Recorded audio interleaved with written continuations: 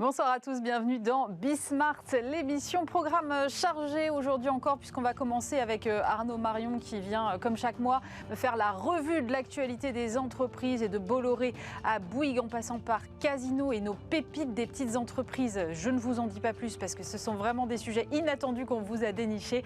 On a un vaste programme à défricher avec Arnaud dans quelques instants. On parlera médias avec le rachat récent du Woozoo par Franck Papazian, le fondateur de Media School. On essaiera de comprendre qu'est-ce qui se cache encore derrière cette marque emblématique aujourd'hui et quels sont ses projets pour le développer. Bismart Media, engagé aux côtés de l'entrepreneuriat féminin, nous avons choisi cette année de soutenir le concours Be a Boss qui s'adresse aux entrepreneurs femmes.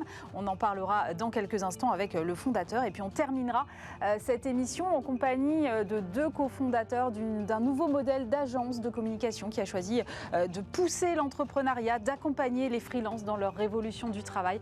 On en parlera avec Olivier Sebag et Sandrine Plassereau de The Seventh House. C'est Bismart l'émission, c'est parti.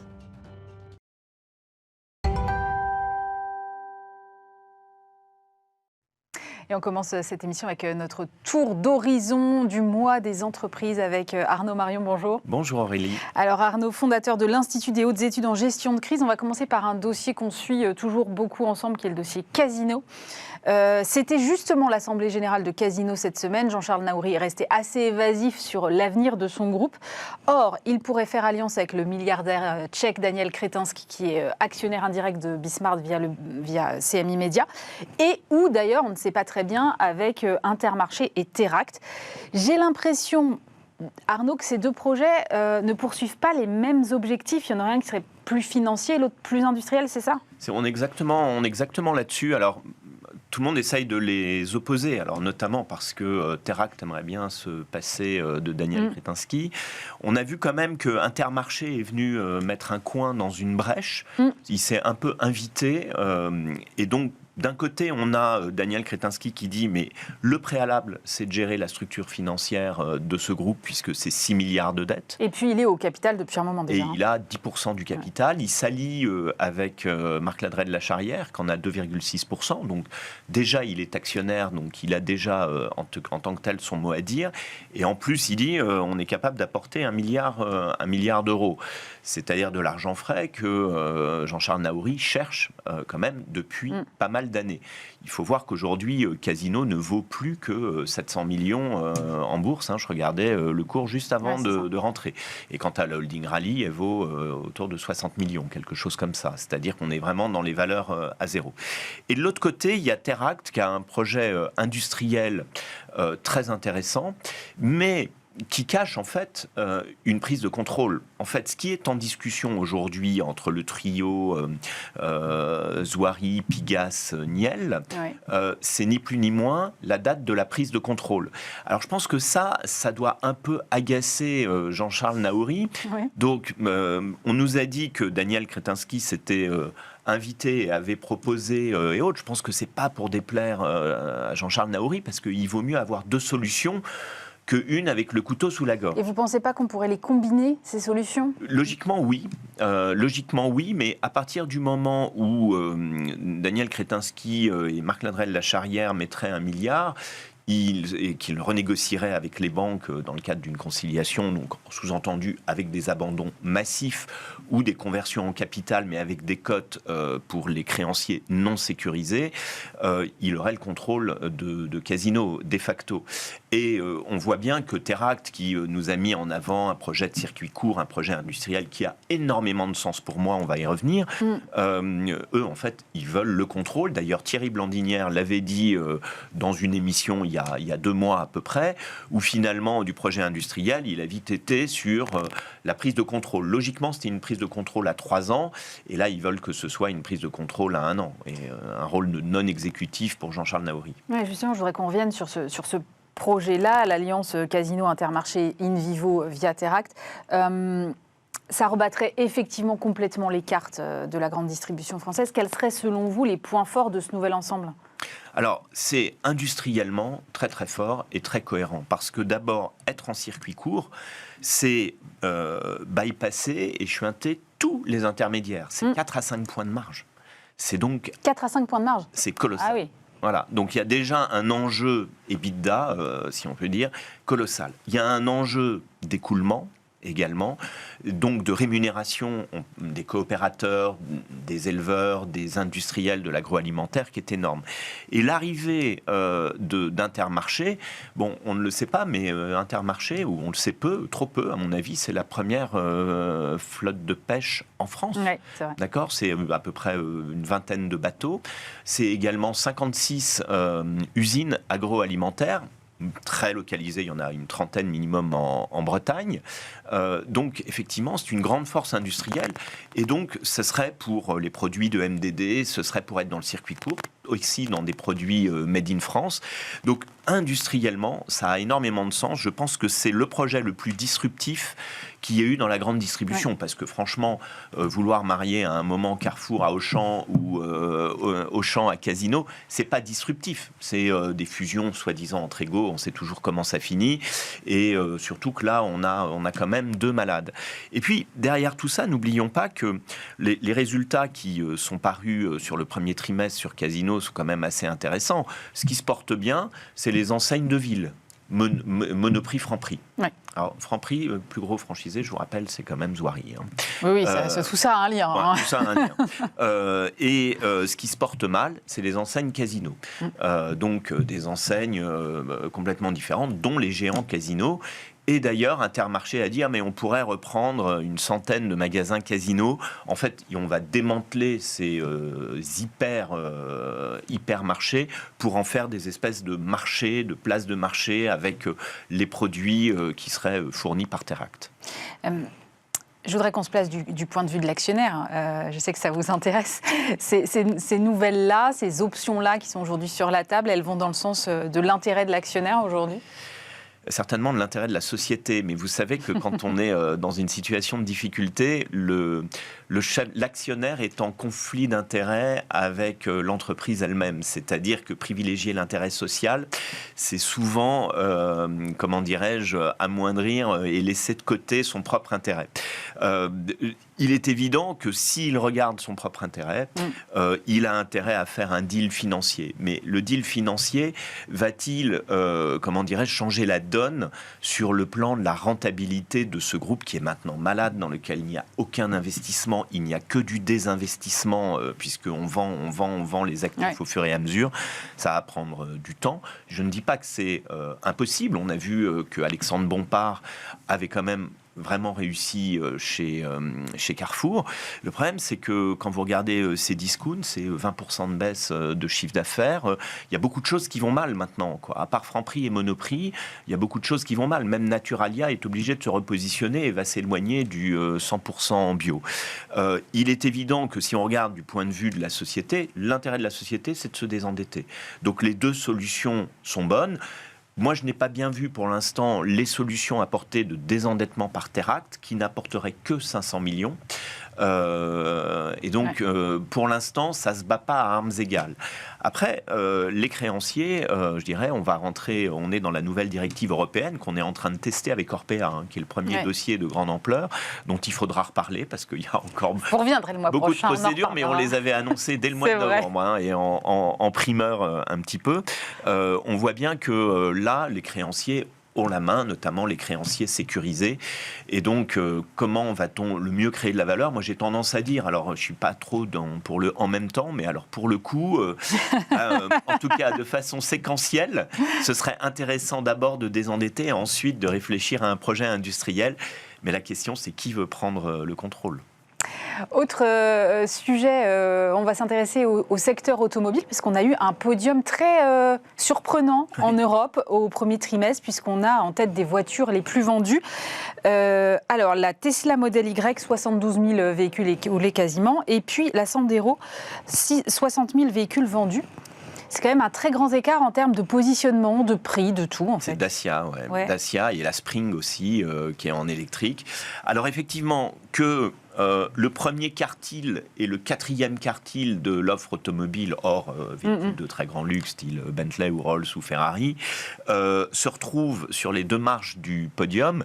C'est quand même effectivement une première. Et d'abord, ça confirme que le choix de Tesla sur l'électrique premium avait été un bon choix, effectivement. Ça montre l'engouement sur l'électrique. Bon, ça ne se dément pas.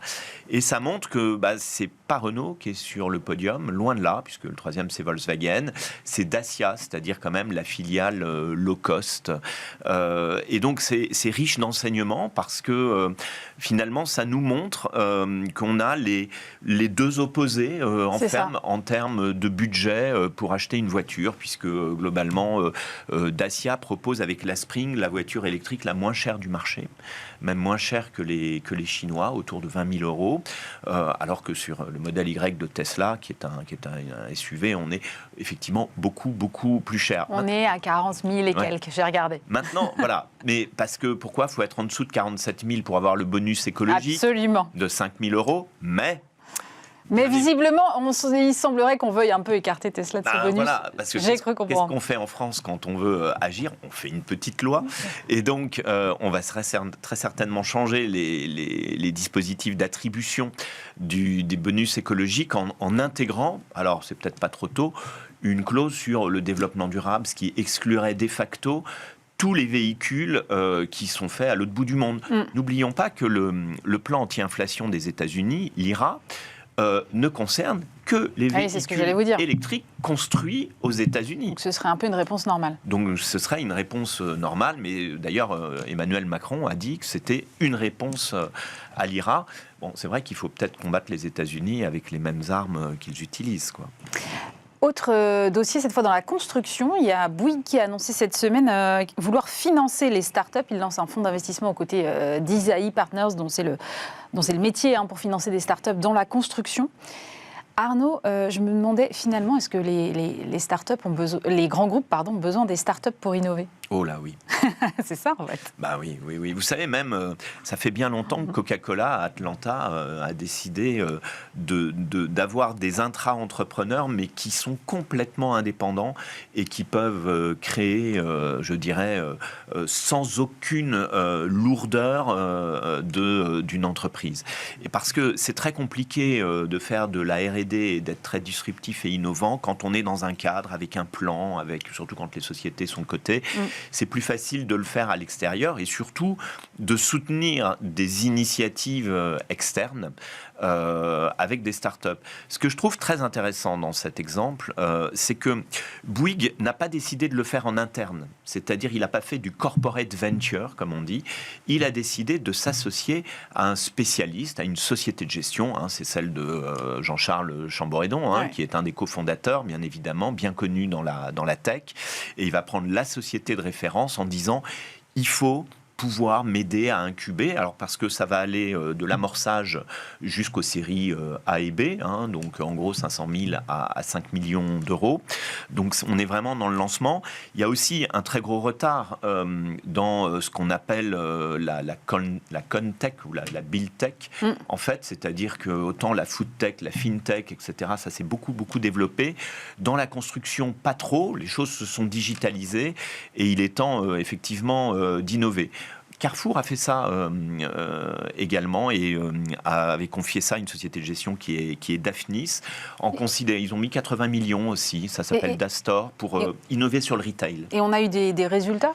Pas encore, parce que ce sont des initiatives très récentes, donc on va le voir au bout de 3-4 ans. C'est assez intelligent. En gros, c'est j'ai un besoin, j'ai l'argent, mais je m'adresse à une société de gestion qui va aller sélectionner les dossiers selon ses critères de société de gestion indépendant et pas selon des critères internes qui vont peut-être être biaisés. C'est ça que je trouve intéressant dans cette initiative de Bouygues par rapport à des initiatives qui sont 100% internes. On a parlé d'un grand groupe qui est Bouygues, mais on va parler d'un autre grand groupe qui est Bolloré. Bolloré qui effectue une opération de recentrage, vient de céder ses activités logistiques à CMA-CGM pour 5 milliards d'euros. Il avait déjà cédé ses ports africains l'an dernier. Tout ça présage, semble-t-il, d'un recentrage sur les médias. Quelle stratégie est-ce que vous voyez se dessiner, Arnaud ? D'abord, je pense que en ayant fait des intrusions dans beaucoup de familles. Ça a commencé très très tôt, Delmas Vieljeu, la banque Rivaux, c'est ce qui a fait sa fortune en fait. Il avait essayé Bouygues à un moment, il a essayé en Italie, Telecom Italia, ça n'a pas marché. Donc globalement, il sait que quand il arrive quelque part et qu'il ne peut pas être celui qui peut consolider, il s'en va en fait. Et donc c'est certainement, il a vu qu'aujourd'hui, tant les armateurs comme MSC que des géants comme CMA-CGM du transport également avaient fait tellement d'argent qu'ils avaient beaucoup plus de moyens que lui pour consolider le secteur, et c'est pour ça qu'il a vendu la logistique. Aujourd'hui, effectivement, il est de moins en moins industriel, il se recentre sur les médias, mais il n'a que 30% de Vivendi. Alors il vient de faire voter une petite disposition chez Vivendi qui lui donne le droit de racheter, que Vivendi rachète jusqu'à 50% de ses propres actions. Comme il a 30%, 50%, ça le ferait passer à 60% et il serait majoritaire parce que Vivendi a beaucoup de cash. Il y a beaucoup de cash également chez Bolloré. Et donc, je pense qu'il y a cette obsession d'assurer sa transmission à ses enfants. En fait, il y a Yannick et Cyril qui sont plus en vue. Il y en a 2 autres qui sont là également et qui travaillent dans le groupe. Justement, chacun avait un peu son précaré entre les deux. L'un, les médias, l'autre, le côté plutôt industriel. Comment va pouvoir se faire la répartition du pouvoir après ? Ça, c'est tout le sujet. Il y en a un qui est au-dessus, il y en a un qui s'occupe des médias. Il va falloir aussi absorber le groupe Lagardère, puisque l'autorité de la concurrence, tout ça est en train de se dénouer et de permettre de faire l'OPA final. Ça va être un gros morceau, Lagardère. C'est quand même 7,5 milliards de chiffre d'affaires avec du travel retail qui n'est pas directement média, Hachette, qui est quand même le mastodonte, un des géants mondiaux, et certainement, on sait aussi qu'il y a Simon & Schuster qui est de nouveau à vendre, puisque la première vente a capoté. Donc, qui va vouloir l'acheter entre Editis, repris par Daniel Kretinsky, là encore, et Hachette, on verra. Je pense qu'il y a l'obsession de Vincent Bolloré de réussir sa transmission et de faire en sorte que personne ne vienne chez lui, parce qu'il a vu qu'il y avait aussi des gens qui avaient les moyens. On le voit bien avec le trio Niel, Pigas, Zouari. Donc on peut penser à Xavier Niel, on peut penser à Daniel Kretinsky, on peut penser à des nouvelles formes dans le capitalisme français. Et on n'a pas parlé du patron de CMA-CGM également. Et du patron de CMA-CGM qui a engrangé 2 années de profit record avec à peu près 40 milliards d'euros, quasiment sans impôt d'ailleurs, puisqu'ils ont un dispositif dérogatoire sur le tonnage. Et donc, du coup, effectivement, je pense qu'il va vouloir absolument se relever et prendre le contrôle de Vivendi. C'est le scénario le plus probable. On va terminer avec notre série de pépites des entreprises que vous avez dénichées pour moi. D'abord, une entreprise qui recrute ses salariés à l'occasion d'une séance de rugby. Alors, j'ai vu beaucoup de choses dans le recrutement, j'ai vu dans les jeux vidéo, mais sur un terrain de rugby, j'avais pas vu ça encore. Oui, mais la beauté de la chose, la société Emio, je crois, qui est à Lillebonne, donc dans l'Eure, il me semble. Voilà, c'est ça. Voilà, on est du côté on n'est pas loin du Havre, un petit peu dans les terres. C'est un recrutement sans CV. Et avec un match de rugby, parce que c'est une société qui fait de l'isolation par l'extérieur, c'est une société d'échafaudage et autres. Alors, il ne faut pas avoir le vertige, il faut respecter des règles très précises, des règles de sécurité et tout, et que l'esprit du rugby, c'est ça. Donc, on va chercher plus à analyser les soft skills, finalement. Exactement. C'est basé sur les soft skills, c'est pas basé sur le CV, et c'est basé sur les compétences sur le terrain, avec quand même, pour une petite entreprise comme ça, un test de réalité virtuelle à la fin pour voir si vous n'avez pas le vertige quand même. C'est intéressant. C'est assez intéressant. Et moi, j'ai trouvé que c'était très intéressant parce qu'en France, on a trop tendance à se fier à un CV et pas suffisamment, finalement, à des compétences naturelles, à des soft skills et de ce qui est inné et à des appétences chez l'individu. Et donc, effectivement, 18 personnes se sont présentées. Il y avait besoin de 10 recrutements. Parfait. Snoop Dogg fait la promo de Ledger. Alors là, c'est un énorme coup de pub pour notre entreprise tricolore qui est spécialisée, on va le rappeler, du stockage de crypto-monnaies. Ouais, Ledger, c'est quand même 20% du stockage des cryptos. au niveau mondial et 30% du stockage des NFT au niveau mondial. Donc c'est cette petite clé que l'on a sur soi, ce qui évite de se faire hacker son ordinateur, parce que c'est pour se protéger. Et effectivement, une photo de Twitter avec Snoop Dogg, avec une clé bien sûr customisée en or et diamant. Tant qu'à faire. On ne sait pas combien elle a coûté, ou si c'était un échange marchandises. Quoi qu'il en soit, vous l'avez vu, ça ne vous a pas échappé cette semaine, Ledger a levé 100 millions d'euros. C'est ça. En maintenant sa valo, 1,3 milliard. Dans l'univers des cryptos, en ce moment, c'est pas mal. C'est un exploit énorme parce que beaucoup de licornes ne sont plus forcément des licornes, ont vu leur valo baisser. Donc effectivement, c'est assez disruptif. Snoop Dogg, c'est quand même 20 millions de followers sur les Instagram, Twitter et ce genre de choses. Et puis on va terminer avec quelque chose de très insolite, j'ai envie de dire. Des moines qui sont victimes de leur succès, des moines français victimes de leur succès aux États-Unis. C'est la liqueur de moine isérois qui visiblement se vend très bien.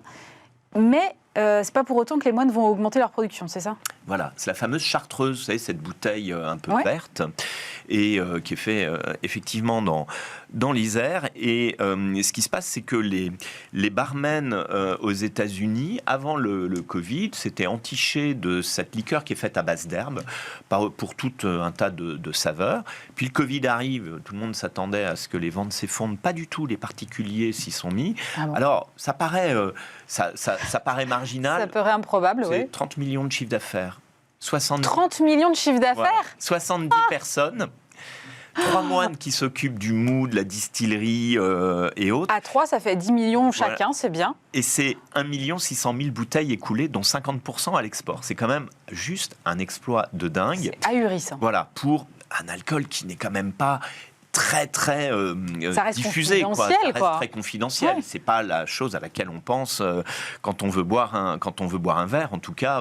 Mais en tout cas, c'est très apprécié par les barmen. Et c'est très marrant parce que finalement, on peut le prendre avec un petit clin d'œil, quoi. Les moines qui sont partisans de la décroissance. En fait, ça va plus loin que ça. C'est que avant le Covid, ils avaient imaginé faire déjà une deuxième usine. Et ils se sont rendus compte que finalement, c'était déjà très compliqué de recueillir des herbes parce qu'ils recueillent eux-mêmes leurs herbes. Raréfaction avec un peu les changements climatiques. Ouais. Et donc, ils ont dit que ce serait aller contre l'environnement que de vouloir surproduire et que de toute façon, la production actuelle, 30 millions d'euros, rappelons-le, leur permet à leur ordre de se maintenir. Et à la place, qu'est-ce qu'ils font ? Ils ont décidé d'essaimer dans les monastères de leur ordre, ce sont les Chartreux, et dans le Var et ailleurs, et ils leur ont appris à cultiver des herbes, à les récolter pour se tourner et se diversifier vers l'herboristerie. Voilà, je trouvais que c'était assez savoureux de parler, mais il y a tout un business monastique qui existe, qui absolument. Est très intéressant, c'est très intéressant, qui est assez caché, en fait, qui est discret en tout cas, qui n'apparaît pas, mais on aura au moins appris quelque chose aujourd'hui. Merci beaucoup en tout cas de m'avoir alerté sur ce sujet très inattendu. Merci à Arnaud Marion, fondateur de l'Institut des hautes études en gestion de crise. On se retrouve bien sûr le mois prochain, Arnaud. Merci Aurélie.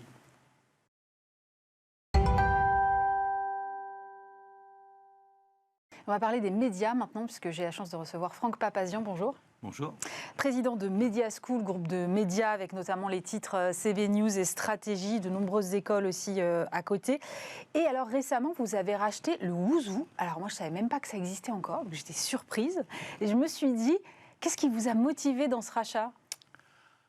Vous ne saviez pas que ça existait encore, parce que vous êtes très jeune, Aurélie. C'est ça, on va dire ça. Et donc, on va bien entendu... ce qui m'a intéressé dans le Woozoo, c'est une très belle marque. C'est une marque qui a une notoriété internationale, une très belle image encore aujourd'hui. C'est une marque qui est connue dans le monde entier.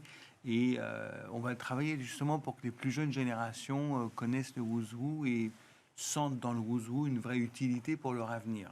Donc, j'ai voulu racheter le Woozoo justement parce que c'est une marque qu'on peut développer. C'est en vérité, en même temps, un vrai média à développer. C'est le réseau des réseaux. On doit développer une vraie stratégie événementielle et de networking autour du Woozoo, via le Woozoo, grâce au Woozoo, et pour que les 22 000 membres du Woozoo, en fait, puissent véritablement tirer un parti de leur présence dans le Woozoo. Et j'ai trouvé que c'est un exercice extrêmement passionnant de travailler sur cette marque que moi j'aime beaucoup parce qu'elle est synonyme de succès et de positif. Et aujourd'hui, on a besoin en fait de parler des success stories, on a besoin de parler des gens qui réussissent, on a besoin de s'en inspirer, on a besoin aussi bien de développer le Ouzou dans les régions. On a besoin de faire venir les jeunes dans le Ouzou, les jeunes entrepreneurs, les jeunes talents, les start-upers, parce que c'est dans le Ouzou également qu'ils vont pouvoir trouver leur financement, leur soutien, etc. On a besoin de développer la présence des femmes. Aujourd'hui, il y a 70% d'hommes, 30% de femmes, donc il faut développer la présence des femmes. Bref, c'est passionnant et c'est pour ça que je l'ai racheté. Mais moi, j'avais dans mon imaginaire, mais vous venez de démentir un certain nombre de points, que c'était un genre de dictionnaire où on pouvait avoir des biographies de personnalités. Et je me disais, mais à quoi ça sert aujourd'hui quand je peux avoir accès à toutes ces informations sur Internet? Alors, c'est vrai que c'est un dictionnaire bibliographique. Donc, on a 22 000 personnes qui font partie du Ouzou et c'est très utilisé aujourd'hui dans les cabinets de recrutement, dans les entreprises, dans les ministères, dans tous les groupes médias qui recherchent des interlocuteurs, qui recherchent des compétences. Dans le monde des affaires, c'est très utilisé. Et surtout, j'ai découvert aussi en travaillant sur le Ouzou qu'en fait, c'était d'abord, il n'y avait pas de concurrence. C'est très rare qu'il n'y ait pas de concurrence. Aujourd'hui, il n'y a pas de concurrence. Et tout est vérifié.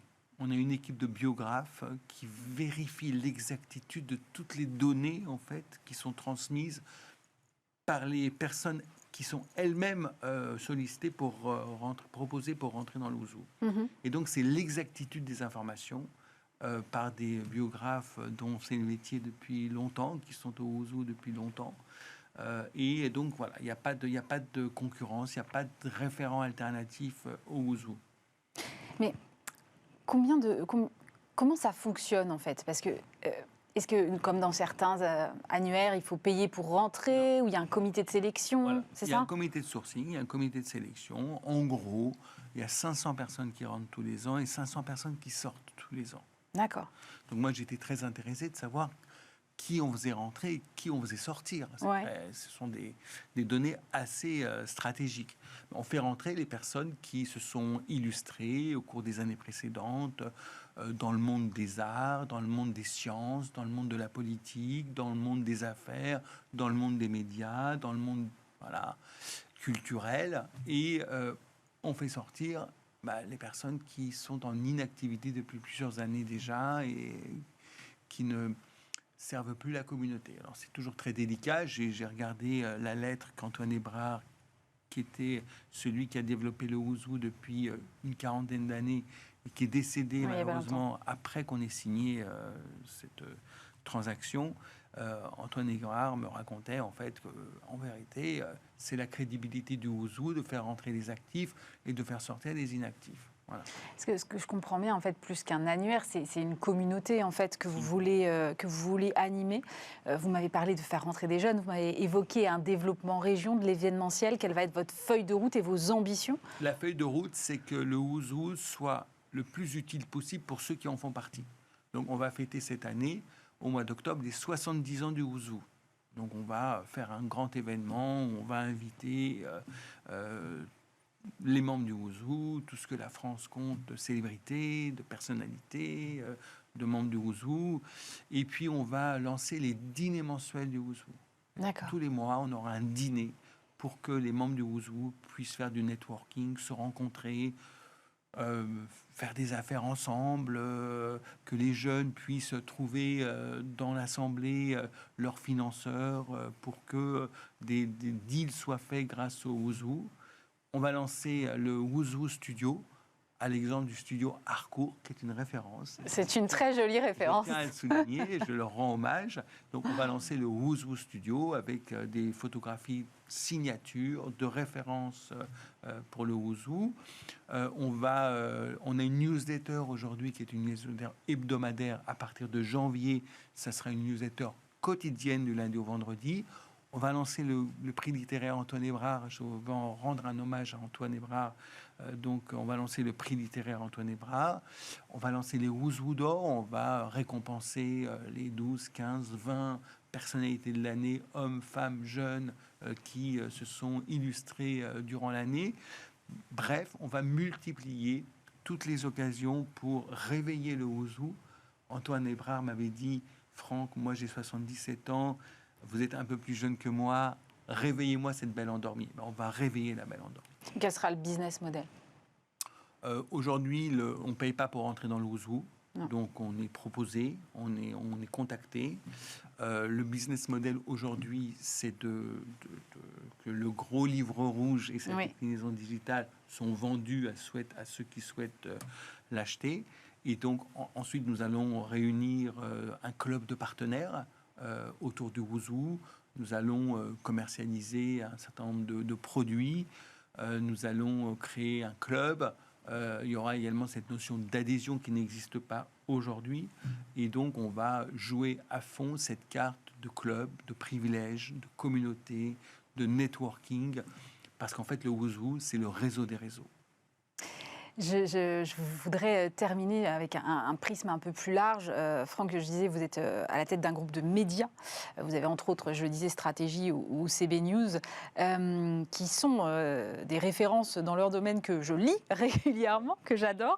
Et je me posais la question de savoir quel est votre regard aujourd'hui sur le monde médiatique qui est en pleine recomposition, ébullition, transformation. C'est ce qui est passionnant dans les médias.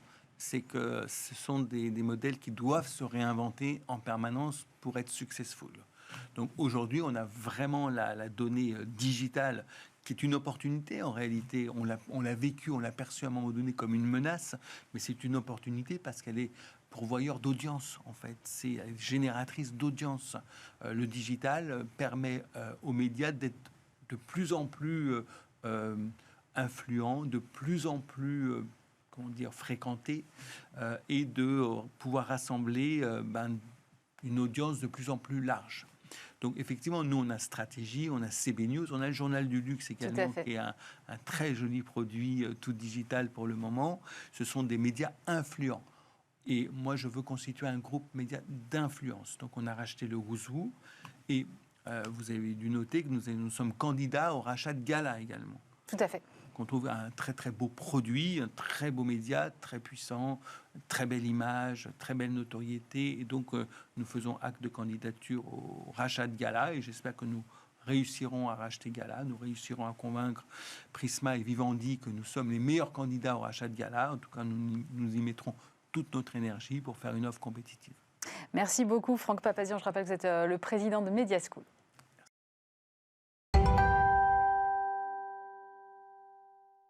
Et vous savez que Bismart soutient l'entrepreneuriat sous toutes ses formes et qu'on est particulièrement investi auprès des femmes entrepreneurs. C'est pour ça que j'ai choisi d'inviter aujourd'hui Laurent Zagaroli. Bonjour. Bonjour. Vous êtes le fondateur de Be a Boss, dont Bismart est partenaire pour la première année.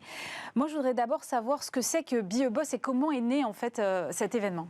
Alors en fait, l'événement est né de la manière suivante. Il y a une dizaine d'années, j'avais créé une chaîne vidéo sur les startups et la nouvelle économie. Et donc, on produisait des vidéos tous les jours sur des startups, des incubateurs. Très vite, on s'est mis à lancer des événements pour mettre en relation des startups avec des investisseurs ou avec des corporates. Et on s'est aperçu au bout de 2-3 événements qu'on n'avait jamais de femmes, ou très très peu, qui venaient présenter leurs projets. Et on s'est dit, c'est pas possible, il faut qu'on crée un événement pour pousser les femmes à entreprendre, et puis mettre les rôles modèles plus en avant que ce qu'elles le sont aujourd'hui, parce que des rôles modèles féminins, il y en a. D'accord. Alors du coup, si je comprends bien, l'idée a fait son chemin, vous avez monté cet événement et aujourd'hui on en est où? Est-ce que vous constatez davantage d'appétence? Alors quand on a créé l'événement, la première année, une étape à Paris. Ouais. La deuxième année, on a fait 4 étapes en région et une étape à Paris. Aujourd'hui, en 2023, on va faire 10 étapes, 9 en métropole, une aux Antilles-Guyane et puis on a toujours une journée de clôture à Paris. Ce qu'on voit, c'est qu'on a, on a de plus en plus de dossiers de candidature parce que sur chaque étape, il y a des femmes qui viennent présenter leurs projets, en dehors de celles qui viennent assister à la journée. On a de plus en plus de dossiers de candidature et des dossiers de candidature qui sont d'un niveau de plus en plus élevé. sur des sujets très divers et variés avec beaucoup de recherche et développement. Donc la qualité des dossiers s'est améliorée, la quantité des dossiers s'est améliorée, le nombre de participants s'est amélioré aussi. Et puis une des particularités de l'événement aussi, c'est que on ne veut pas en faire un événement parisien qui vient s'installer en région. Donc on associe sur chacune des régions une trentaine d'acteurs locaux ou régionaux de l'écosystème entrepreneurial, donc écoles, incubateurs, accélérateurs, réseaux de femmes, réseaux d'entrepreneurs, régions, métropoles, réseau Initiative France, etc. Et ces gens-là, ils nous aident à faire de la communication locale et puis à faire en sorte qu'on ait de plus en plus de candidates et de participantes. Et ce nombre de partenaires, on a 160 aujourd'hui sur le territoire, et de plus en plus nombreux, ce qui prouve, j'espère, que l'événement intéresse de plus en plus également les régions. Quels sont les objectifs pour vous et puis pour les femmes qui viennent candidater finalement? Alors, les objectifs, ils sont multiples. D'abord, susciter des vocations entrepreneuriales chez les jeunes femmes pour celles qui ne sont pas encore entrepreneurs. Parce que dans les participantes, on va avoir un peu d'étudiantes, un gros tiers de porteuses de projets, un peu de femmes salariées qui se posent la question de passer le cap de l'entrepreneuriat et un gros tiers de déjà entrepreneurs. Donc, premier objectif, susciter des vocations entrepreneuriales chez les jeunes femmes. Ensuite, booster leur énergie et leur ambition. Les aider à lever les freins qu'elles peuvent avoir parfois, notamment à travers le témoignage de femmes qu'on organise dans chaque région. Et puis, détecter les pépites de demain portées par des femmes à travers le concours que l'on organise au niveau national. Est-ce qu'il est encore temps de s'inscrire pour celles qui voudraient candidater? Il est encore temps de s'inscrire pour les étapes de Marseille, donc région Sud, Orléans, région Centre-Val de Loire, et Lille et Strasbourg. Quel est le calendrier là? Alors Marseille, les candidatures vont se clôturer d'ici une semaine. Et l'étape aura lieu le 15 juin. Orléans, 23 juin. Les Antilles, 29 juin. Et ensuite, on est Lille-Strasbourg, 6-7 septembre. Et notre journée de clôture à Paris, 21 septembre. Combien de femmes vous récompensez là chaque année? Alors, on reçoit à peu près 800 dossiers de candidature. Cette année, on est à 800 dossiers de candidature, ce qui est un record, voilà. On en sélectionne, les jurys locaux en sélectionnent 7 par région qui viennent pitcher le jour de l'événement. Et à l'issue des pitchs, le jury sélectionne 2 finalistes par région. Donc, comme on fait 10 régions, on se retrouve avec 20 finalistes sur la journée de clôture. Et là, le jury parisien sélectionne 3 lauréates, qui sont toutes les 3 lauréates. Il n'y a pas un premier prix, un deuxième prix, un troisième prix. Donc 3 par an. Donc on en est à une trentaine depuis le début de l'année, depuis le début de l'événement. Et en tout cas, on aura le plaisir de découvrir certains de ces profils sur Bismart grâce à ce partenariat. Et nous aussi, comme ça, on contribuera à mettre en avant ces femmes entrepreneurs. Merci beaucoup, Laurent Zagaroli. Je rappelle que vous êtes le fondateur de Be a Boss. Et pour celles d'Orléans et de Marseille notamment, foncez vous inscrire si ce n'est pas encore fait.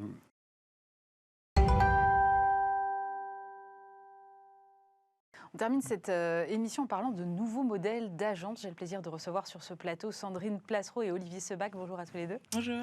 Vous êtes tous les deux les cofondateurs de The Seventh House. C'est une agence de communication que vous avez lancée il y a un peu plus de 2 ans, qui fonctionne uniquement avec des freelances. On va revenir sur ce point, mais d'abord... J'étais assez surprise quand on m'a parlé de votre agence, parce que je vous connaissais tous les deux par vos parcours avant. Sandrine, vous avez connu chez We Are Social et puis Olivier chez Dentsu à l'époque.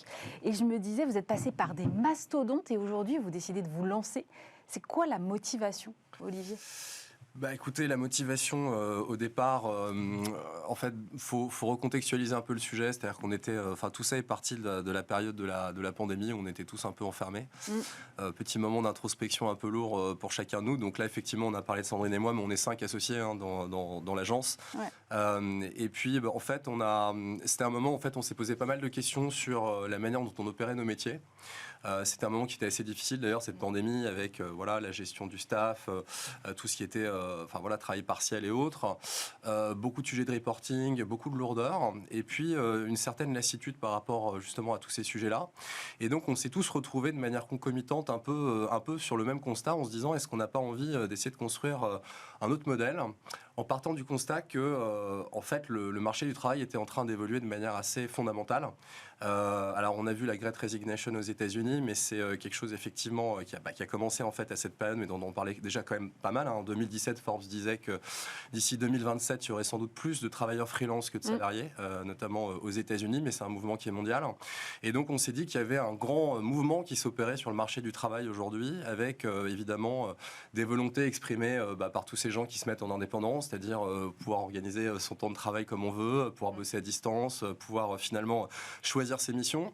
Et on s'est dit que finalement, tous ces talents qui commençaient un petit peu à vouloir prendre un peu leur autonomie, il y avait sans doute une manière de trouver un modèle qui puisse répondre en fait à l'ensemble de ces volontés et de ces désirs, et de trouver du coup un modèle beaucoup plus axé sur l'envie de travailler ensemble autour de projets qui nous animent, oublier un petit peu tout ce qui est structure, on va dire parfois un peu lourde et parfois un peu enfermante, et puis un certain nombre de constats aussi qu'on dressait sur nos différents parcours, parce que ce qui était intéressant, c'est qu'à nous 5, on a cette complémentarité entre nos différents parcours, donc Sandrine du côté de l'influence et du social, moi plutôt côté du branding avec mes expériences chez Marcel, BETC, Dentsu, Édouard et Thomas donc côté e-commerce, et puis Mathieu qui était chez Full Six. Donc on avait cette complémentarité déjà au départ, et on s'est dit finalement, est-ce qu'on ne pourrait pas trouver une manière de travailler et de relier les gens et un collectif de gens indépendants autour de projets sur lesquels ils ont véritablement envie de s'engager, et qui nous permet nous aussi de composer des équipes de manière totalement ouverte en fonction des besoins des différents briefs qu'on va être amené à traiter.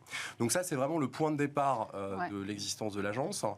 On a commencé à travailler en fait sur des petites missions ensemble, et puis est arrivé un gros sujet qui est Système-U, qui a un peu été on va dire le démarrage de la grande aventure pour nous, qu'on a gagné après un pitch assez lourd.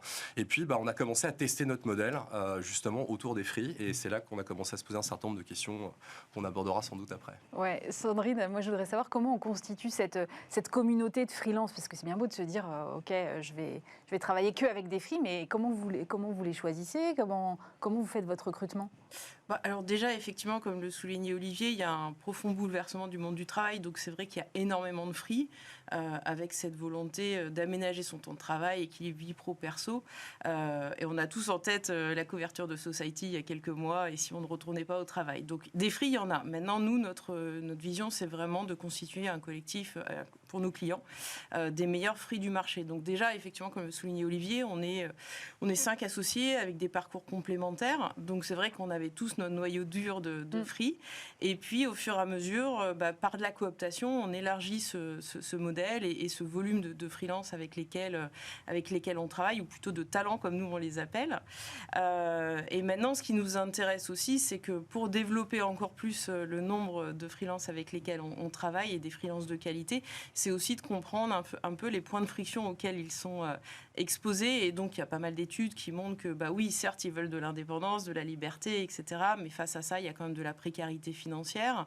Il y a quand même des missions qui sont un peu plus légères que celles qu'on peut avoir, ou en tout cas moins ambitieuses que celles qu'on peut avoir en agence. Et puis ce sentiment d'isolation. Donc effectivement, sur les missions, nous, on arrive à leur apporter des belles missions, des revenus récurrents. Et puis l'isolation, on a des locaux, on anime notre communauté de freelance, et voilà. Et c'est comme ça qu'on la fait grandir et qu'on l'anime au quotidien.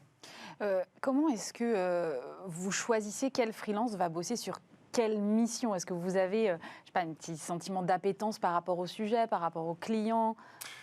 Oui, bien sûr. Enfin, c'est comme le dit Sandrine, effectivement, tout est dans le design d'équipe. En fait, ça, c'est vraiment le point assez majeur sur lequel je pense qu'on amène aussi notre valeur ajoutée et notre expérience. C'est-à-dire que tous les talents indépendants avec lesquels on travaille sont des gens, alors jusqu'à maintenant, qu'on a connus globalement par le passé. C'est-à-dire qu'en fait, comme le dit Sandrine, il y a un noyau dur assez complémentaire de gens avec qui on aime travailler, qui aiment travailler avec nous.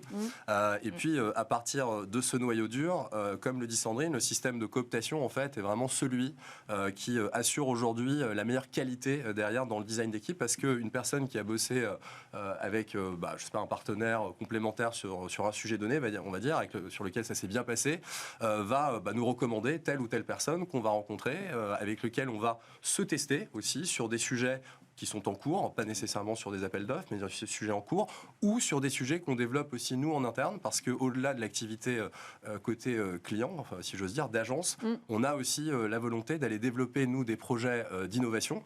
Donc là, on en a un en cours assez important, et donc on essaye autant que faire se peut, par la cooptation d'abord et ensuite par, on va dire, le fait de pouvoir se tester autour d'un projet concret, voir un petit peu comment ça fonctionne, non seulement sur les hard skills évidemment, mais aussi sur les soft skills, qui est un élément fondamental évidemment de notre modèle, puisque il faut que les gens s'entendent ensemble, que les interactions soient positives, et donc ça fonctionne la plupart du temps. Il peut y avoir des incompatibilités aussi, et de ce fait, nous on est là pour piloter un peu tout ça, et essayer de faire en sorte que ça fonctionne le mieux possible. Sandrine, vous parliez des points de friction, des problématiques d'isolement de certains ou d'organisation. Moi, je me posais la question aussi de la signature de l'agence, parce qu'il y a des campagnes qu'on peut reconnaître juste en les voyant, parce qu'on sait que voilà, c'est telle agence qui l'a signé. Quand on travaille avec des talents qui sont complètement indépendants, est-ce qu'on peut garder cette patte? Et puis ensuite, deuxième question, est-ce que vous arrivez à avoir une certaine culture d'entreprise aujourd'hui? Je pense que sur la patte créative, nous, c'est pas tant notre sujet. Nous, ce qui nous importe aujourd'hui, c'est de résoudre les problématiques de nos clients.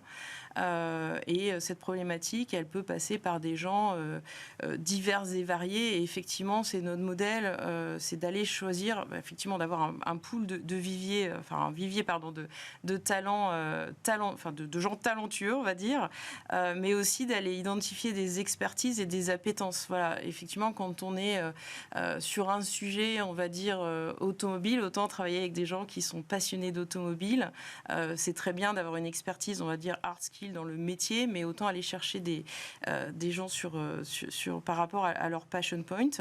Et du coup, c'est horrible parce que je viens d'oublier la question. La question, c'était la signature, et vous m'avez dit que c'est pas tellement essentiel. Non, mais voilà, effectivement, nous, en fait, on travaille sur des sujets. Donc, on va chercher des gens par affinité, par expertise, parce qu'ils sont talentueux, mais surtout, en fait, on va résoudre des problèmes de nos clients. Et ces clients, ces problématiques, elles peuvent être diverses et variées. On pourra peut-être développer, mais effectivement, elles sont tant d'un point de vue d'un lancement produit, donc sur de la création, campagne de communication pure, que sur une plateforme de marque, ou des sujets justement qui sont un peu au cœur de notre modèle, marque employeur, comment on gère de la rétention des collaborateurs. Voilà, donc c'est vraiment résoudre les problématiques plus qu'une patte créative qui nous intéresse aujourd'hui. Et c'est quel type de profil aujourd'hui? C'est plutôt des juniors, des seniors, Olivier? Alors non, nous, dans notre modèle, et c'est aussi ça qu'on revendique, c'est qu'on travaille principalement avec des profils seniors. Alors évidemment, il y a aussi des profils de coordination, pour faire fonctionner l'ensemble, mais l'un des vrais sujets, et le départ aussi de notre réflexion, c'est de se dire comment est-ce qu'on arrive finalement à proposer à nos clients des profils extrêmement seniors, experts dans leur domaine, en évitant en fait tous les overheads ou les couches finalement un petit peu superflues dans le fonctionnement, on va dire, qu'on a connu précédemment. Et donc finalement, on parvient, en ayant des équipes assez courtes mais assez seniors, à avoir finalement une capacité à délivrer de la valeur assez rapidement et avec un vrai engagement. Ça aussi, c'est un point qui est hyper important sur quand on lit un petit peu les études, mais même celles qu'on a faites nous, sur les raisons qui poussent les gens à aller se mettre en indépendant. Il y a évidemment cette autonomie, l'organisation du temps de travail, etc. Mais il y a aussi la capacité à choisir ses missions, à être content de bosser sur cette mission, à être engagé sur cette mission. Donc effectivement, ce que dit Sandrine est très juste, c'est-à-dire que le fait d'aller chercher par affinité fait qu'on se retrouve avec des profils qui sont super passionnés, et d'ailleurs qui dépassent complètement le champ de la communication, puisqu'on bosse aussi avec des architectes, on bosse aussi avec des gens qui font des pièces de théâtre, c'est assez varié. On essaye aussi de mélanger et de créer ces interactions un peu heureuses pour aller chercher justement cette créativité, on va dire, un petit peu renouvelée, en essayant de casser un petit peu, on va dire, les schémas traditionnels qu'on a. Donc c'est vraiment, on est très centré sur des seniors, on est aussi sur cette logique de cooptation qui va faire en sorte que ça fonctionne, et derrière, en effet, on essaie d'élargir sur des champs, puisque dans le projet d'innovation qu'on a, on se retrouve avec des profils avec lesquels on n'a pas l'habitude de travailler. On a aussi lancé un projet de maison de production de longs courts-métrages, etc. Donc là, on a sorti un premier court-métrage, donc ce qui pour nous est complètement nouveau, on découvre complètement un nouveau marché. Et puis, on essaye de faire en sorte aussi d'intéresser notre communauté aux projets qu'on essaie de développer nous-mêmes, voire même de développer des projets qui viennent de notre communauté. Donc une partie de nos profits sont réinvestis en fait aussi autour des projets de certains freelances ou de choses qu'on trouve intéressantes à développer à leur côté, en faisant participer cette communauté senior autour de ces projets. J'entends beaucoup dans ce que vous dites, Olivier, les questions de strates, de lourdeur administrative. Est-ce que, Sandrine, ça veut dire qu'à un moment, vous poser une limite de taille en vous disant, j'irai pas au-delà de telle taille parce que sinon je vais retomber dans les travers que j'ai pu connaître auparavant. Oui, je pense que le modèle, ce modèle alternatif, en fait que la question de taille se pose moins. On travaille effectivement avec des talents seniors qui sont finalement entrepreneurs eux-mêmes, qui, à partir du moment où ils sont engagés sur une mission qu'ils ont choisie, leur plaît et ils la portent en fait quasiment de façon indépendante. Alors forcément, effectivement, nous, on a cette volonté, et c'est aussi la signature de l'agence, d'être vraiment garant de la qualité. Donc on continue effectivement on gère l'intégralité des projets sur lesquels on est lead, mais on n'a pas cette même lourdeur qu'on peut trouver dans des structures, on va dire, traditionnelles. Donc finalement, la taille n'est pas tant que ça une question. Tout est question d'opérabilité. Comment est-ce que ce système de freelance fonctionne de façon vertueuse, et c'est ce sur quoi on travaille aujourd'hui. Olivier, vous m'avez parlé d'une boîte de production, vous m'avez parlé d'investir dans des projets d'innovation, et à côté, il y a aussi, ou dedans ou autour, il y a cette agence de communication. C'est quoi la colonne vertébrale ? La colonne vertébrale, c'est comment redonner un souffle entrepreneurial à nos métiers et aux gens et aux talents avec lesquels on travaille et qui ont envie de travailler avec nous. C'est-à-dire qu'en fait, c'est comment est-ce que on respecte cette volonté d'autonomie qui se dessine encore une fois sur le marché du travail aujourd'hui, tout en adressant en fait l'ensemble des points de friction qu'on identifie, donc des frayeurs ou des peurs que peuvent avoir les gens qui ont envie de se mettre en indépendant. Le fait aussi que les clients ont de plus en plus recours au freelance, mais en se posant un certain nombre de questions. Aujourd'hui, quand on regarde les études, les 2 questions fondamentales qui reviennent de la part des clients, c'est on va bosser de plus en plus avec des freelances, mais comment est-ce qu'on est sûr on va dire du pilotage en fait de ces talents indépendants qui sont externes. Ouais, c'est une vraie Donc ça, c'est effectivement nous ce qu'on apporte à travers nos métiers, et puis c'est quand même un peu ce qu'on a fait pendant des années, de piloter des équipes. Donc ça, c'est le premier point, c'est cette solidité, on va dire, et justement ça, c'est un chiffre qui est assez important, c'est que nous, notre approche, c'est vraiment une approche itérative, c'est-à-dire qu'on a lancé notre projet en déclarant pas une vérité, ça y est, nouveau modèle, etc. On s'est dit, on va tester. C'est la raison pour laquelle on a mis 1 an avant même de dire qu'on existait, parce qu'on voulait être sûr que ça fonctionne. Et en l'occurrence, au bout d'1 an, le constat qu'on a fait, c'est que le turnover des équipes était de l'ordre de 2%, ce qui est quand même très très faible par rapport à la norme de marché. Donc ça, c'est la première question que se posent les clients. Et la seconde, c'est la capacité à aller trouver effectivement les meilleurs talents qui soient disponibles, et que du coup, ça délivre une valeur maximale, ce qui est aussi fait partie du coup de ce qu'on fait, c'est-à-dire la curation des talents et cette capacité derrière à justement les orchestrer, les piloter. Mais nous, je crois vraiment que, pour revenir à la question initiale, c'est cette notion entrepreneuriale, c'est que nous, on cherche à accompagner cette mutation du travail à travers un modèle qui, en fait, permet de donner une plateforme et un cadre qui rassure et qui permet à chacun de se libérer de l'ensemble des contraintes. Parce qu'on n'en a pas parlé, mais dans les points de friction, il y a aussi la couverture sociale, il y a aussi l'isolation, il y a tout un tas en fait de points de friction aujourd'hui qui émergent avec cette espèce d'élan autour du freelancing. Et aujourd'hui, il n'y a pas vraiment de réponse orchestrée autour de ça. Donc nous, ce qu'on cherche, c'est vraiment à encourager l'entrepreneuriat et faire en sorte de donner le cadre qui permet à chacun de s'épanouir le mieux possible pour se concentrer sur la valeur et délivrer un maximum d'idées, on va dire, pertinentes, intéressantes, vecteurs de business pour nos clients ou pour des projets internes d'ailleurs, ou les leurs. Je disais, ça fait 2 ans que vous existez, 2 ans et demi. Sandrine, au bout de 2 ans et demi, qu'est-ce que vous retenez de tout ça ? Je pense, Olivier le soulignait, notre cœur de métier, c'est d'accompagner l'entrepreneuriat. Et on est nous-mêmes des entrepreneurs, et aujourd'hui cette transformation du monde du travail, elle nous a touchés nous-mêmes en tant qu'anciens dirigeants, c'est-à-dire que effectivement la pandémie a changé beaucoup de choses. On avait nous-mêmes envie d'un équilibre perso pro plus important, et je trouve que on arrive à travailler de façon, on va dire, très entrepreneurial, avec des gens passionnés, sans cette lourdeur administrative et avec des clients qui sont ravis du résultat. Donc c'est vrai que le modèle aujourd'hui, il est vertueux et certainement on continue à le tester, hein, comme disait Olivier, et puis on travaille sur les points de friction. On va continuer à trouver de nouvelles solutions pour accompagner ce bouleversement. Mais aujourd'hui, je le trouve extrêmement vertueux, voilà, cette autonomie que tout un chacun a, nous, nos freelances, et puis tout en ayant le bénéfice de travailler entre 5 associés qui sont très complémentaires, et c'est-à-dire que ça permet aussi à nos clients de bénéficier d'une expertise plurielle, en fait. Donc oui, un modèle vertueux pour l'instant. Juste, si je peux ajouter, effectivement, je crois que le gros enseignement, et pour aller dans le sens de Sandrine, hein, c'est que je pense qu'en agence, on a tous travaillé avec des freelances. Enfin, je veux dire, c'est pas très nouveau, hein, travailler avec des freelances. Par contre, le fait de passer de l'autre côté, au départ, on s'est dit... ça va être canon parce qu'on va, nous, être pourvoyeurs donc, de business, de missions ambitieuses, etc. On va, du coup, pouvoir, entre guillemets, les faire travailler et puis collaborer avec eux. Et en avançant, on s'est rendu compte, effectivement, de tout, effectivement, ces points de friction, on n'arrête pas d'en parler, mais qu'il faut qu'on aille plus loin, en fait, dans la démarche pour véritablement accompagner ce changement. Donc c'est ça qu'on est en train de faire avec Sandrine et nos autres associés, c'est qu'on est depuis plusieurs mois maintenant sur des ateliers pour essayer de vraiment dresser le cadre qui va nous permettre, encore une fois, d'accompagner ce changement et de faire en sorte d'attirer aussi de plus en plus de talents, parce qu'il y a toutes sortes de talents, hein. Il y a ceux qui subissent le freelancing et il y a ceux qui choisissent le freelancing, et c'est pas les mêmes.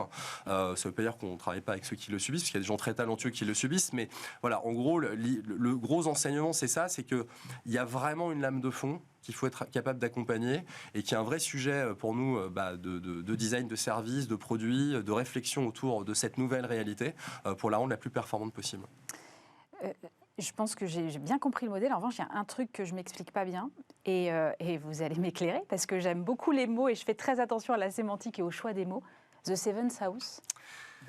Oui, alors effectivement, The Seventh House, c'est pas très transparent. Non, c'est pas très transparent. Écoutez, vous savez, quand on cherche le nom de sa boîte, c'est toujours un sujet un peu compliqué. Hein. C'est vrai. Donc évidemment, ça a été l'objet de pas mal de brainstorming entre nous. Et puis en fait, on avait quelque chose en commun tous, c'est qu'on était tous assez passionnés de la musique des années 70, quoi.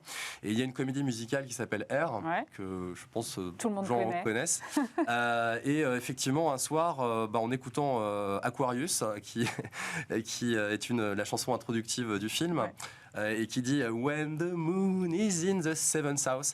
Et puis à ce moment-là, on se dit ça sonne bien ce truc-là. Et du coup, on se dit on va quand même aller voir ce que ça veut dire. Et donc on tape sur internet The Seventh House. Et The Seventh House, c'est en fait l'alignement des planètes, hein, et c'est la maison des collaborations fructueuses. Donc en fait, on a trouvé bien, sur le net les définitions très précises du modèle qu'on essayait de défendre. Et donc on s'est dit allons-y. Merci beaucoup d'être venu me raconter tout ça, Olivier Sebag et Sandrine Plassereau, cofondateurs tous les deux de The Seventh House. C'est la fin de cette émission. Merci de nous avoir suivis. Bien évidemment, lundi, vous retrouvez Stéphane Soumier, même lieu, même heure. Je vous souhaite un très bon week-end sur Bismart.